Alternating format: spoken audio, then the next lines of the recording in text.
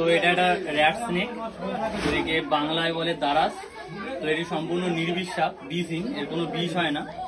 তো এর খাবার হলো ইঁদুর, সেই জন্য একে র্যাট স্নেক বলে, প্রচুর পরিমাণ ইঁদুর খায়। তো এটা একটা বিষহীন সাপ, এটা বাড়ির আশেপাশেই থাকে, আর বাড়ির আশেপাশে থাকলে মানুষের উপকার হয়। বড় বড় ইঁদুর আর বিষাক্ত পোকামাকড় খেয়ে এরা বেঁচে থাকে। তো এগুলো ঘরের পাশে থাকা খুবই ভালো।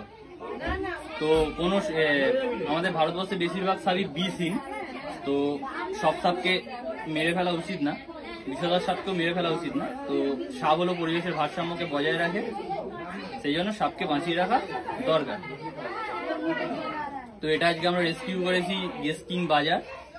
গেস্কিং বাজারে একটি দাসপাড়া বলে একটি পাড়া আছে, তো ওই পাড়া থেকে সাপটা একজনের বাড়ি থেকে রেস্কিউ করা হয়েছে। তো আমাকে 3 দিন ধরে কল করছিলেন, তো আজকে আমি সময় পেয়েছি, তো এসেছি রেস্কিউ করতে। তো